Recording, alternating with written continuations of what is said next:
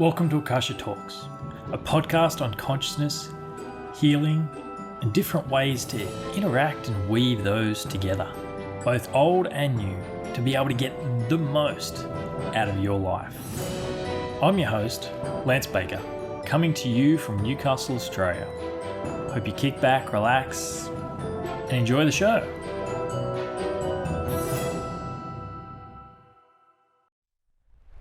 Welcome everyone.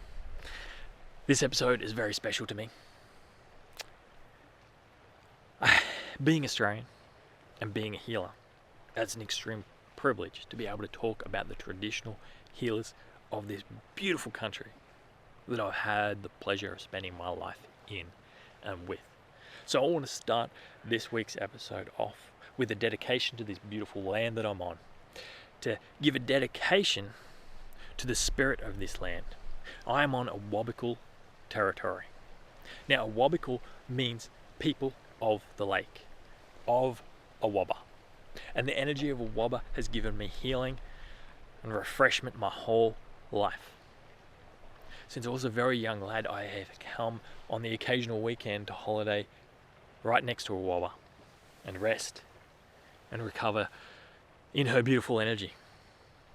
So she's been there for me my whole life.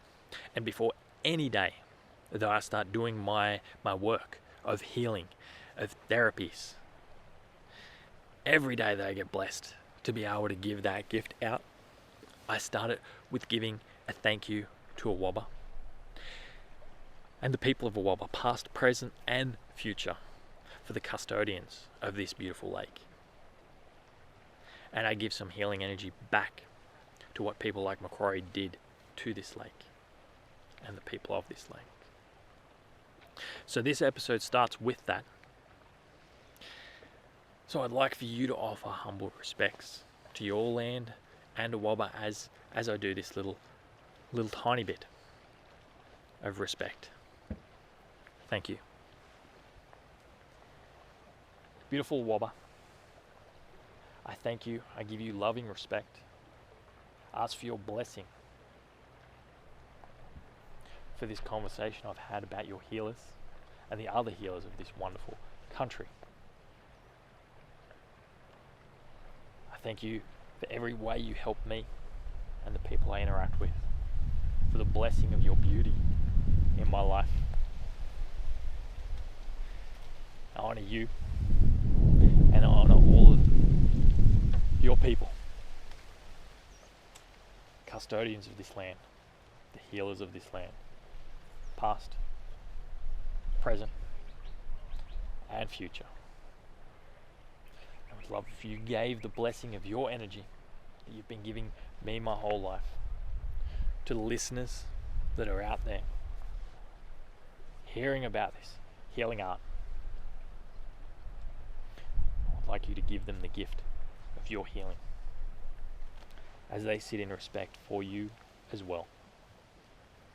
Thank you, beautiful lake, Awaba. And I ask for you to pause this if you know the traditional name of the land you live on, and pay respects to that as well. And if not, when you have some time later on today, I'd love for you to research that, to find out what the traditional name is of the land you're on, whether you're Australian or not. And give thanks back to that land for everything it's given you in your life. Enjoy the episode. There is going to be a moment of just the sound of this beautiful lake at the end of this episode, and I'd like you to have that moment of silence to give thanks to whatever land you're on and give it its blessing, or to at least just feel the healing energy of this lake if you would like to receive that. Thanks. Enjoy the episode. Welcome, Francesca Panzironi.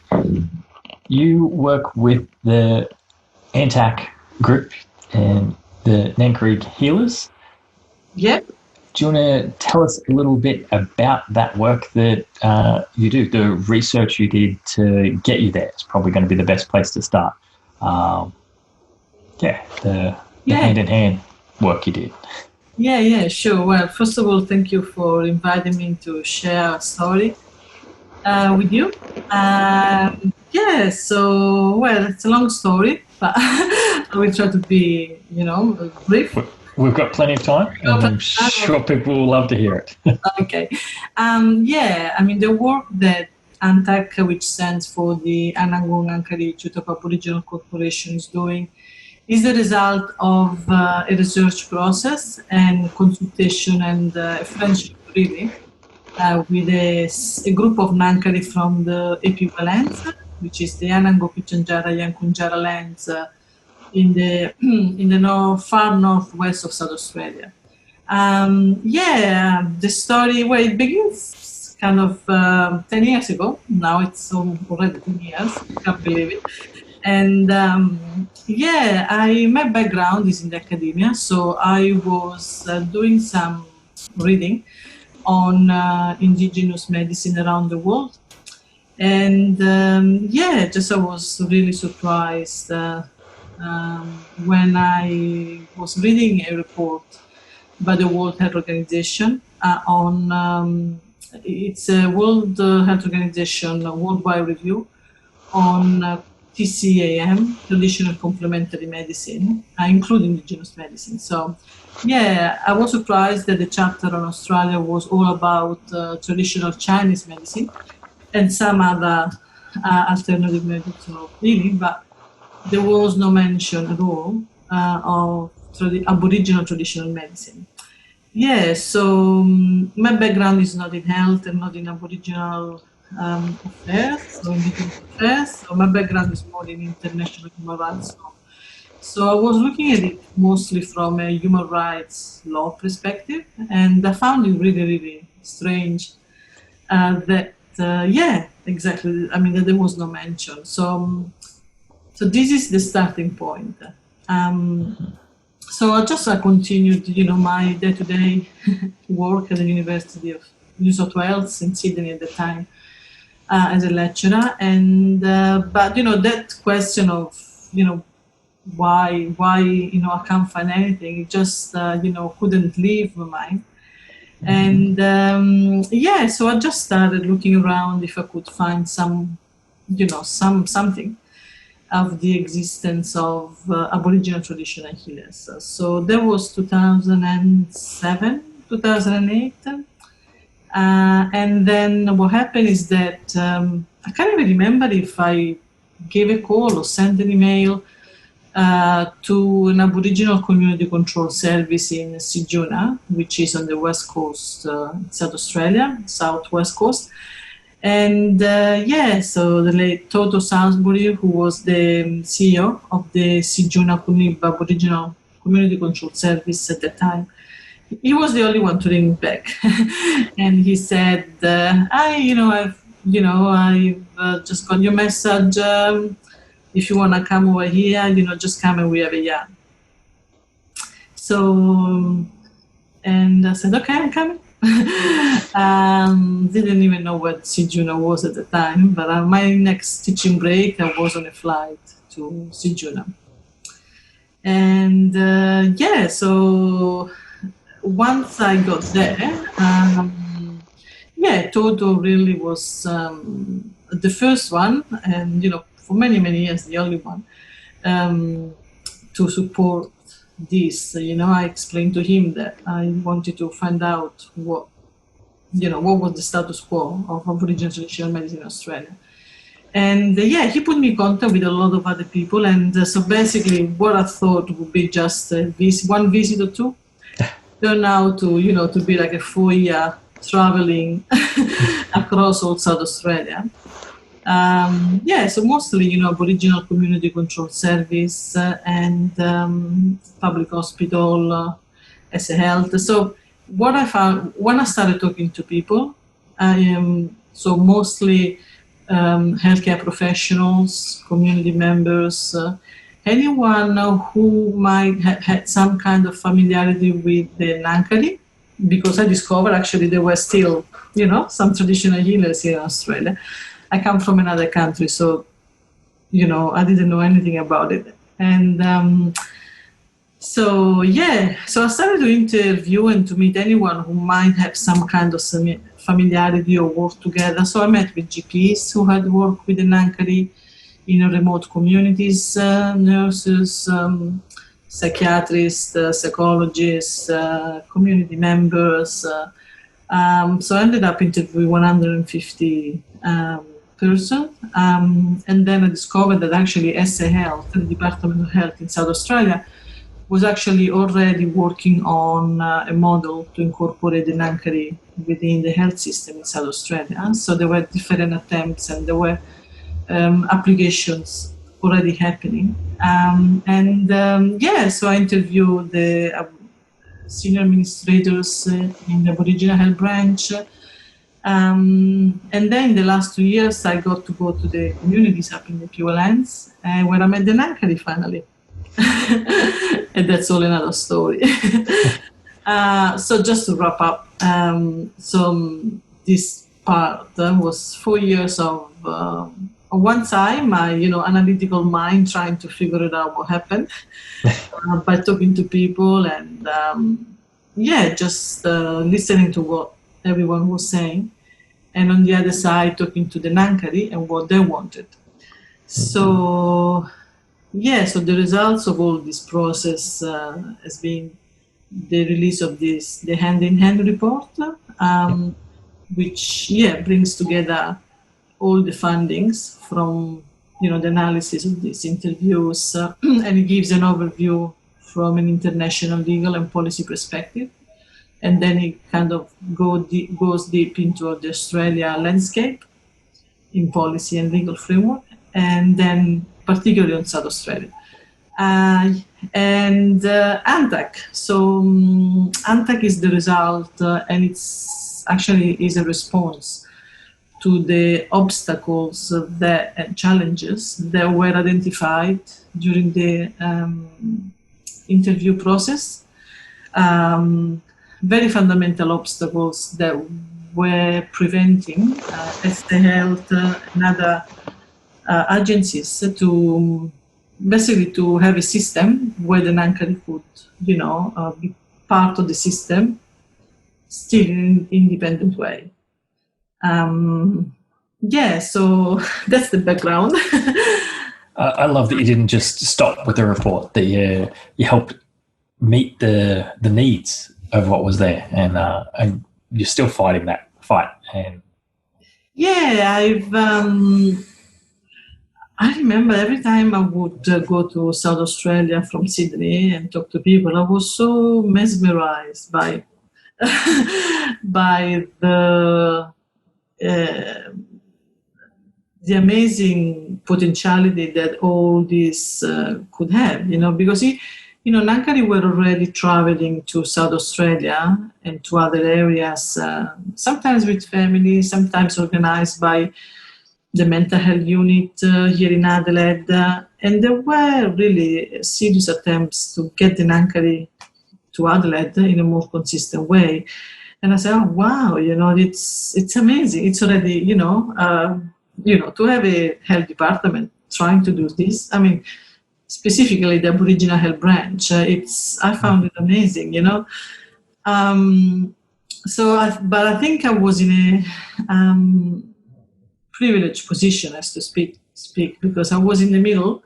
So I was talking to everyone in the health system who had some kind of experience with the Ngangkaṛi, and they could tell me what were the difficulties, what were the challenges, what were the benefits of the healing. And on the other side, I was talking to the Ngangkaṛi, and they were telling me what they wanted to do. So there was I think I found myself like a bridge, already like kind of a bridge. And so the Ngangkaṛi wanted to, again, it's every time it was born out of a friendship. I went there with no plans. No plan whatsoever, really. Someone took me there and introduced me to one of them, Cyril at the time.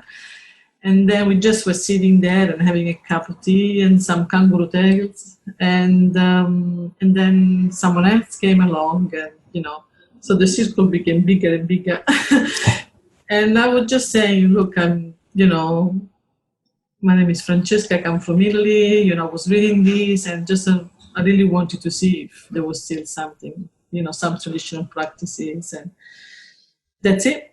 But they were just starting sharing stories and what they were doing, and a lot of stories, personal stories. And then they were saying, you know, we would like to heal people. We would like to work together with the doctors. We would like to have a vehicle and be able to travel across Australia.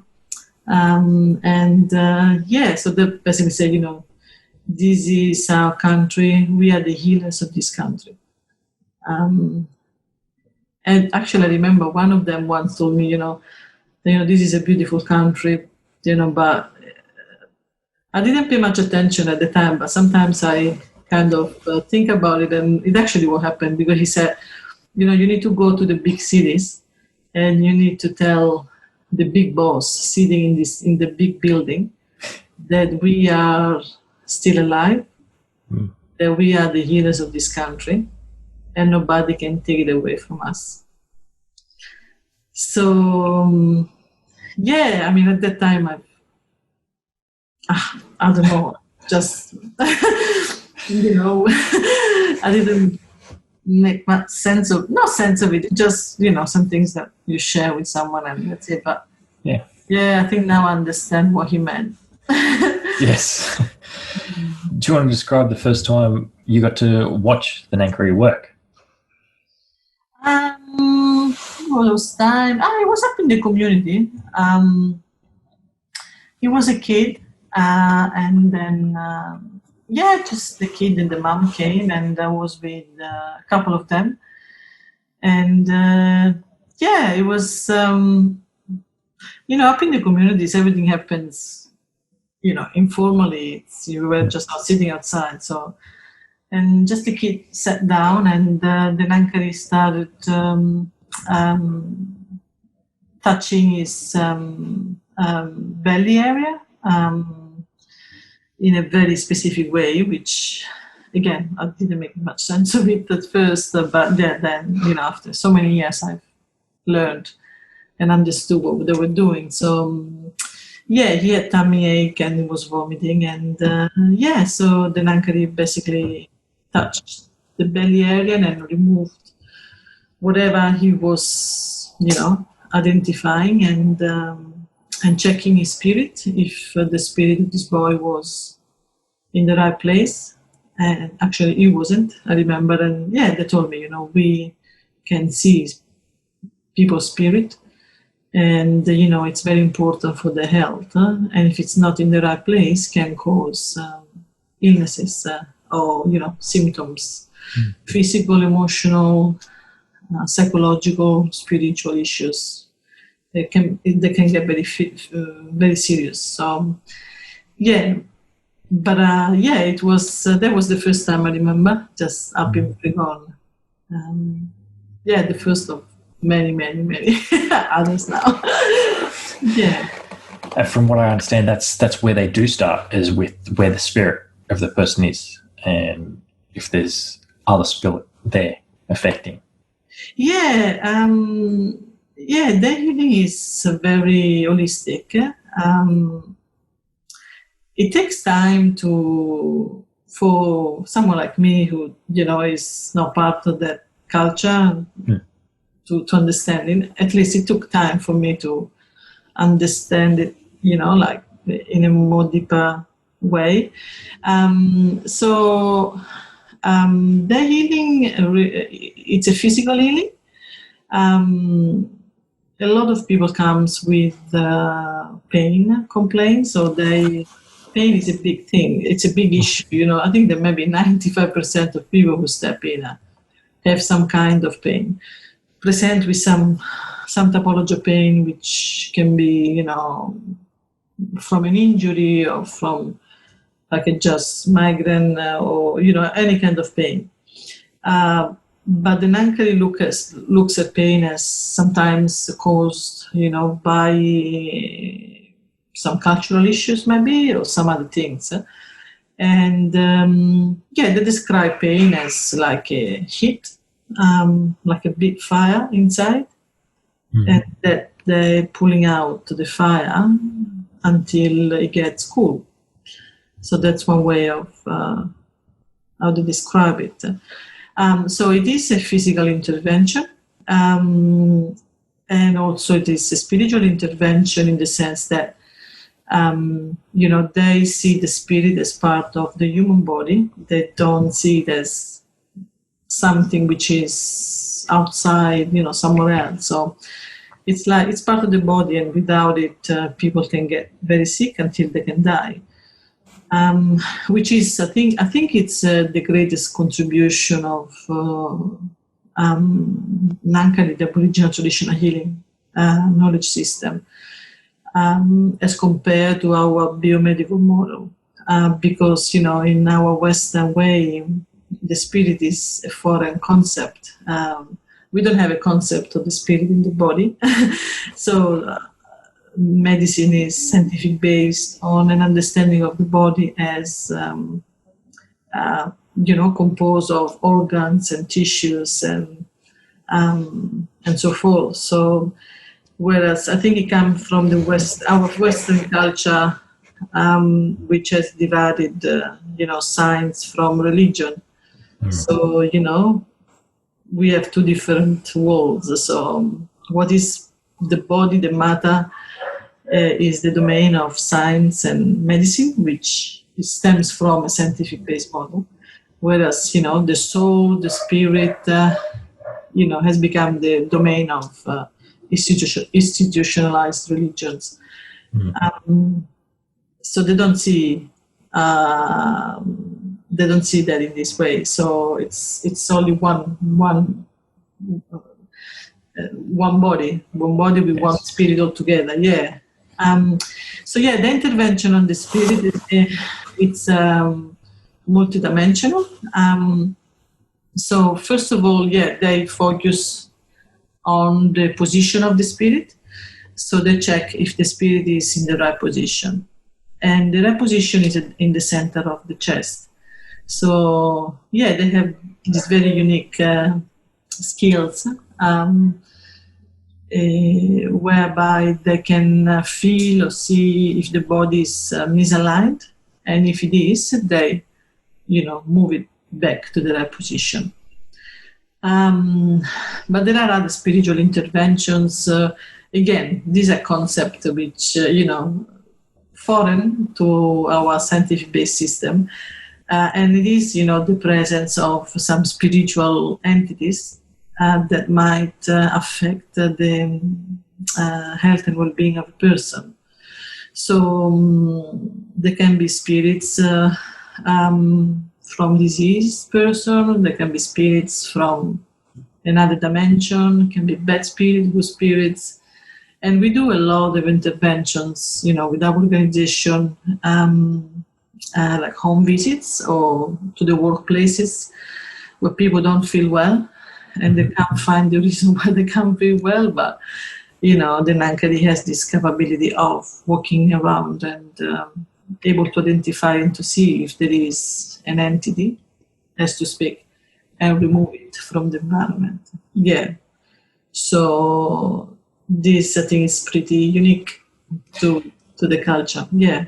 Yeah, and it's fantastic. You've been able to get that starting to be reintegrated, or to be integrated back into the culture of this land, not just in a remote community.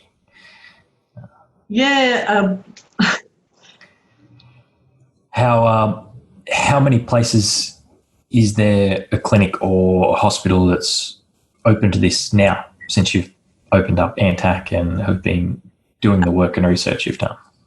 Yeah, it has been growing. When we set up ANTAC, we were kind of, okay, let's see what's going to happen now, no? Who might be interested in getting an Ngangkaṟi.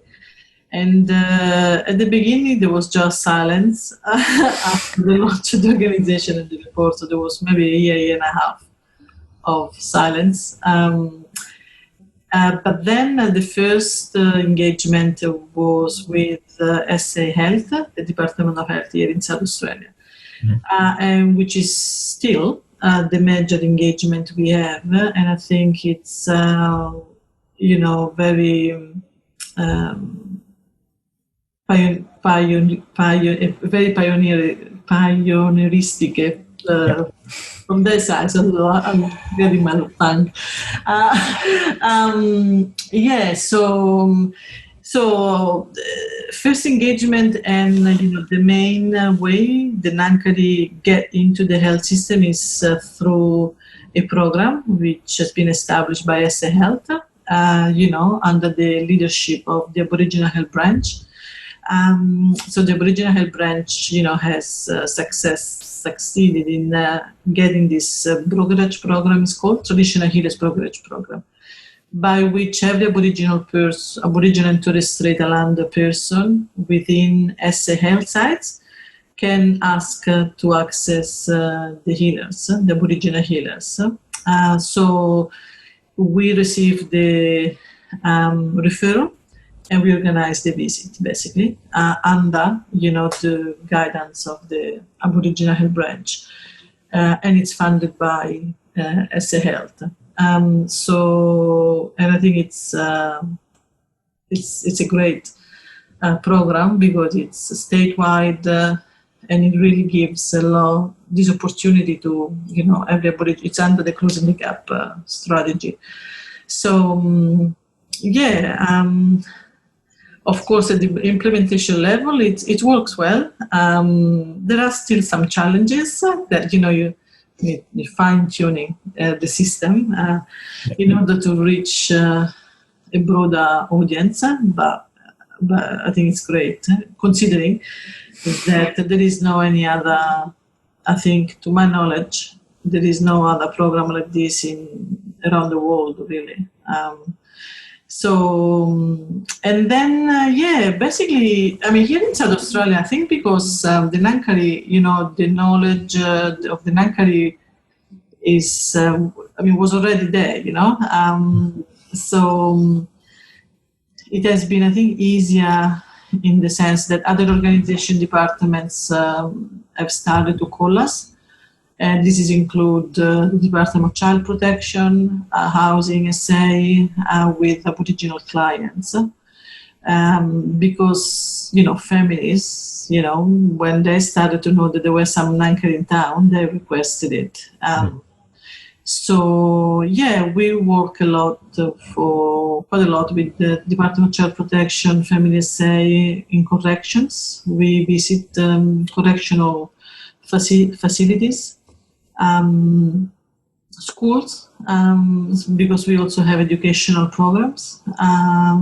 We have launched a special program with only for kids, which we run it in our healing center in Adelaide. And we try to make partnership. So it's an ongoing process. We try to make partnership with organizations, center. And then, we have extended also interstate. So New South Wales, Victoria, Western Australia are the 3 states in which we have been operating. So it's interstate is more on a kind of an ad hoc basis. Apart from a partnership we have with the Western New South Wales Local Health District, whereby every year we go and visit some communities and we provide healing from within the hospitals, which is fantastic. It's amazing. Yes, that's beautiful. And I take this opportunity to thank Dr. Clayton Spencer, who is our hero. Yes. He continues to support us in opening the doors for the Ngangkaṟi healers within, mainstream health. care setting, which is significant. Yeah, it's amazing to see something 60,000 years old finally getting back into communities after a couple of hundred years of it being taken away from an option. Yeah, I think that it's, for historical reasons of, very clear historical reason of, as a result of a colonization process. I think that indigenous Aboriginal medicinal practices have been, relegated to a very marginal place or no existence because this is what happens in colonial processes. You have a dominant society which basically, constructs a hierarchy of power, of values, and usually it's the dominant society and the dominant society's values which sit on top of the pyramid. Yes. And then all the other bits and pieces, all the other culture, they sit at the bottom, if not, outside the scheme of things. So yeah, I think this is what happened in Australia as in many other countries, where I think there has been a colonization process. As I talk about it, I've never thought that it would be so kind of complex and deep. No, it's great to see it going even further than like they had a humble asking of a vehicle to be able to travel around, and it's grown to more than that. It's much more, which is amazing. I had no idea. Still, sometimes I'm the last one to realize of what's been happening. Yes. And so you've worked with Ngangkaṟi to help them to have workshops to train other people how to learn? To be a Ngangkaṟi, you mean? Yeah. Yeah, not really. They don't need my help in that, in the sense that, Okay. The knowledge is passed down from generation to generation as it has always been. Yep. And whether with me or with no me or ANTAC, no ANTAC, you will always be. Yes. Just that we didn't know about it. So yeah, they in their family lines, they always there are kids who are born with the gift, Yep. and the parents, the grandparents, auntie or uncles who teach them. Whether it's it's gonna go into a working pathway within the system or not. So yeah, what ANTAC is trying to support these processes, So I think that, my reflections was that of trying to create an employment pathway within our society. Because the knowledge, the practice is still there. It's just a matter of developing, creating avenues for healers to be legitimately recognized as traditional, healers who can make a contribution to, a more integrated health system. So I think that my contribution is more this than, kind of promoting the passing of the knowledge. The passing of the knowledge keeps, it continues in the way that it's always been. It's more finding a place, a valued place in our society. Yeah. Yeah. And where to next? Where is the plan for the next couple of years of growing ANTAC? I think that from an Australian policy point of view, I really hope that all these years of work have demonstrated that it can be done, that Aboriginal traditional medicine can be integrated within the healthcare system in Australia. That can then Aboriginal traditional healers can make a contribution, to an Aboriginal healthcare model, but not just for Aboriginal people, really, for everyone. So my hope is that whatever we are doing is going to be taken into account in the conceptualization of Australia healthcare programs.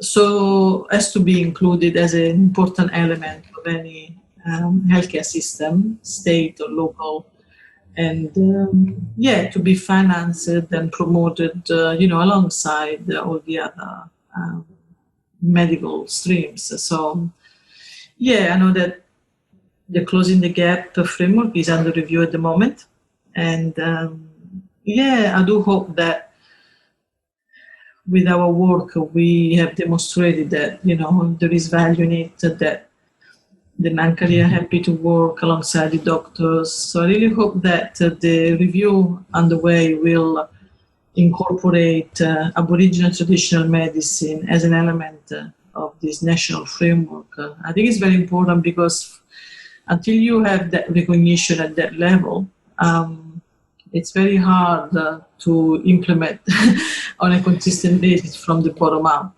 Oh, would be, yes. It's still very hard for us. It's still, it's hard in terms of sourcing resources, financial resources, human resources.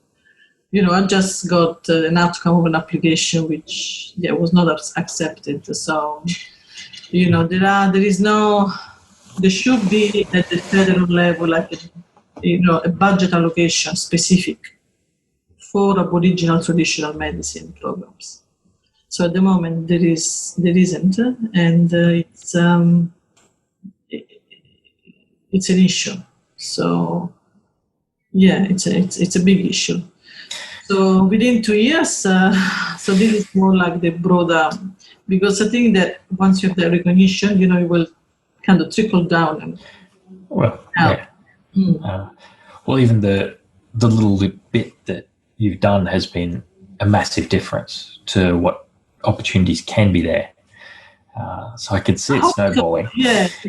I mean, we are just a small organization, with very limited resources in terms of people and financial resources. So, and I don't know, sometimes I'm told that, that it's what we've done, it's amazing compared to, how many are working on this. So,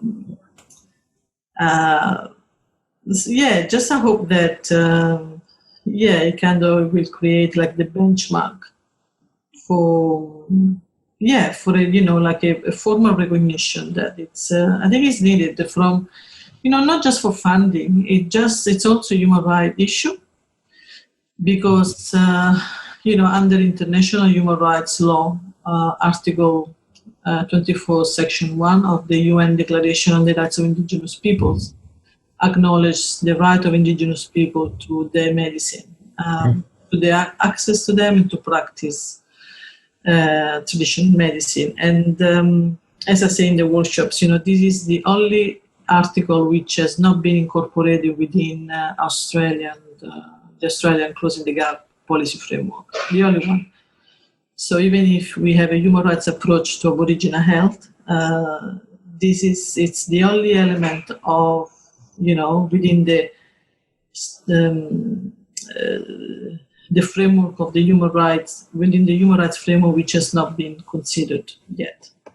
So, the fact that it's the only one left is good hope that it can be achieved. It can be. It's harder to ignore if it's the only one thing left out. Yeah, exactly. So, and I think that, even with little resources, I think we have demonstrated already that it can be done.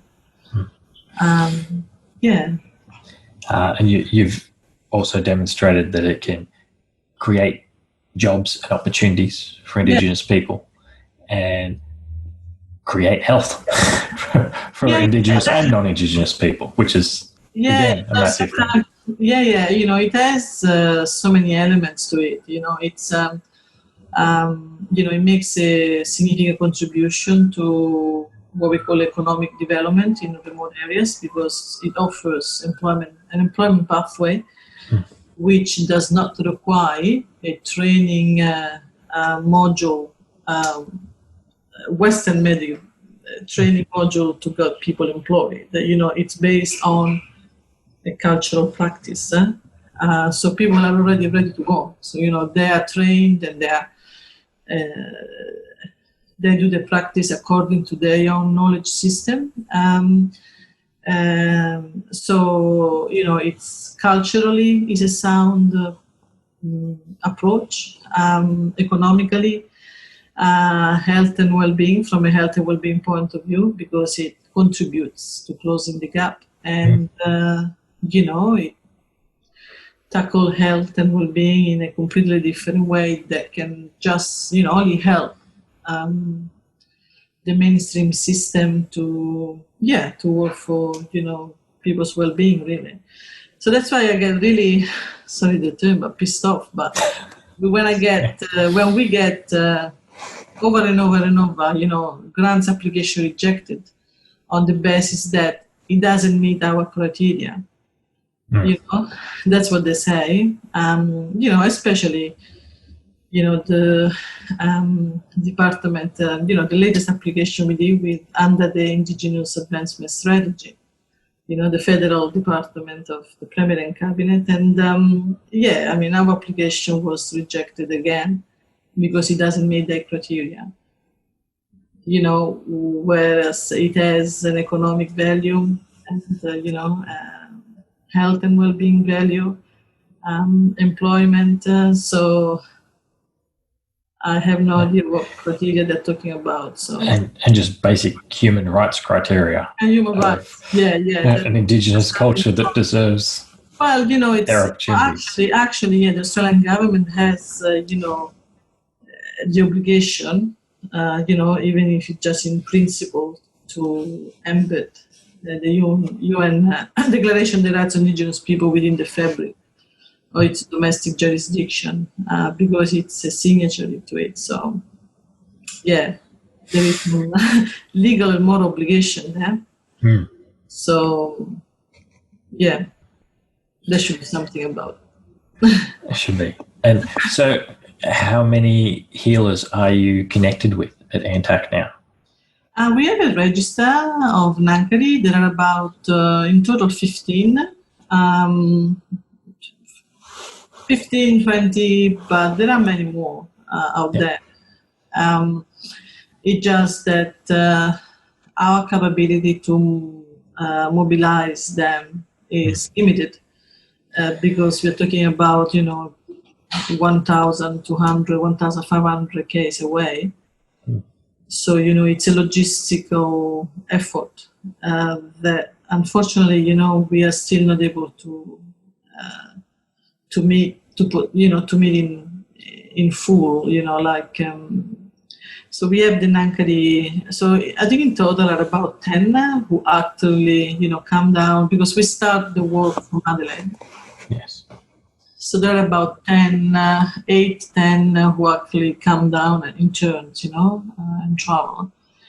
But there are so many others who, you know, they prefer to stay in the community, you know, travel is a long way.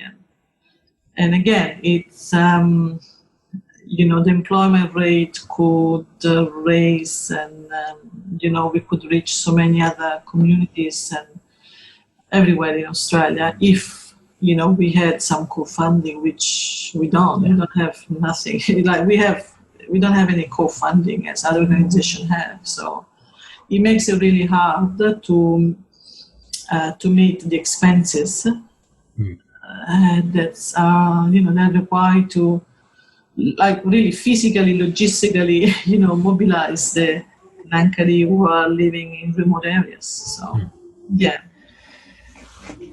If somebody wants to help who's not involved, is there a way they can? If someone listening to this hears it. Yeah. I mean, we are happy to receive support in any way possible. Actually, we were having a bit of a discussion about that, because we have a website and there is a page on donation, but we don't receive donation, just some very small donation. And we thought about it, and I think that, support can be given in many other ways as well. So it's not just, a financial donation. It can be like a logistical support or when we travel interstate, so like accommodation and venues from which to provide the healings. And that's already, a huge help. So there will be expenses that we don't have to cover. Or, support in terms like maybe some corporate support in terms of maybe vouchers, simple vouchers for our major expenses. It's fuel and meals. So because, we travel and really fuel, meals, accommodation are the biggest expenses that we have. So I'm not sure whether, there will be someone,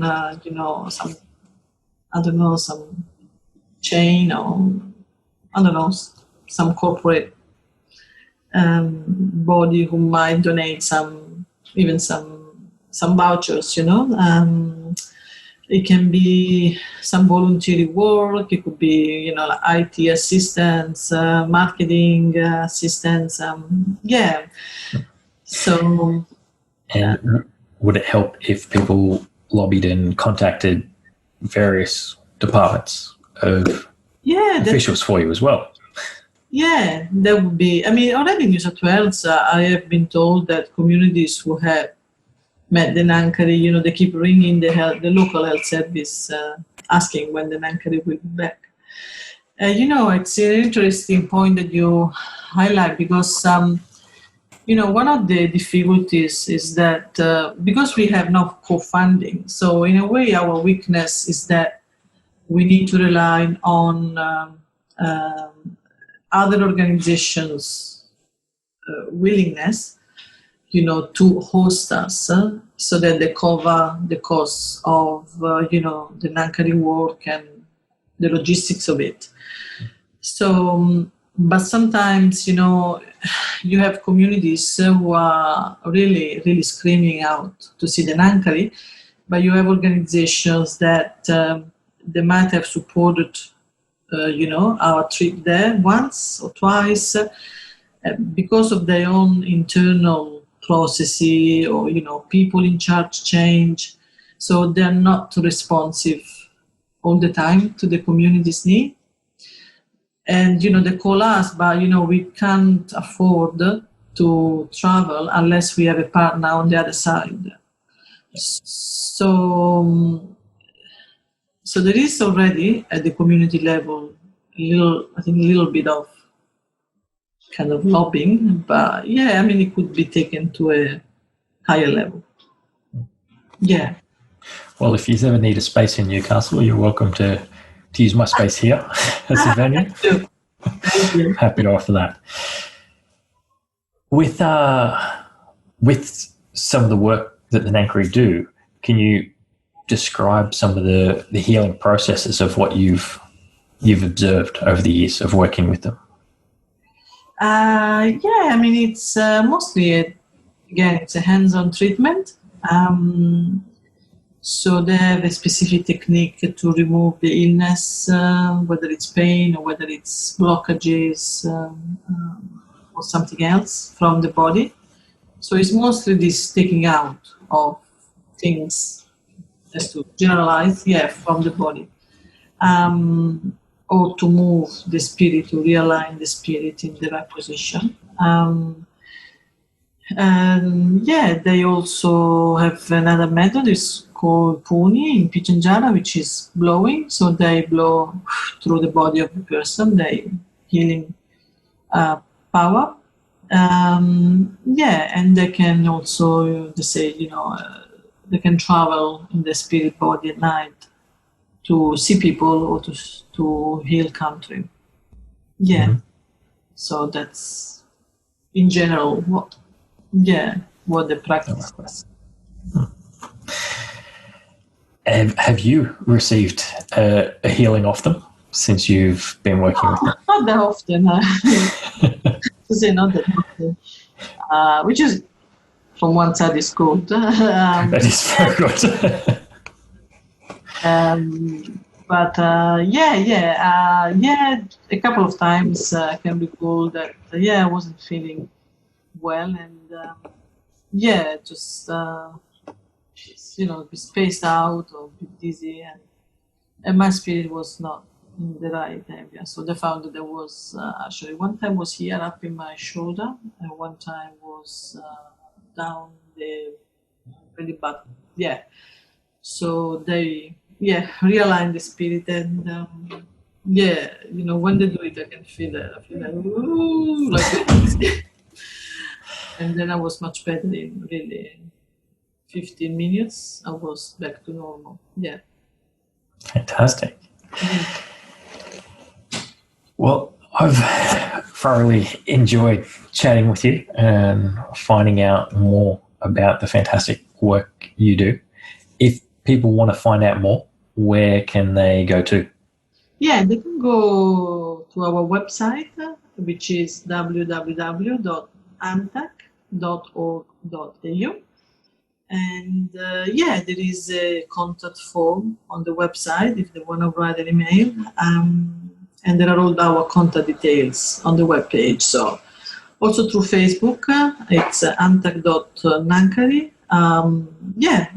To the Facebook page. We don't have a lot of social media just because we don't have enough people to just manage that. So we hardly get to respond to all the emails already and Messenger. So but definitely email. I think maybe it's the best way. Okay. Well, I'll put the links to that in the show notes, and I'll definitely put a link to that donate button as well. So if people want to quickly access that, they can. Yeah, I will. Yeah, I have to make some changes so so people can help in different ways. Yeah. Fantastic. Thank you very much for sharing your time with me here today. My pleasure. Thank you for inviting me. Thanks a lot.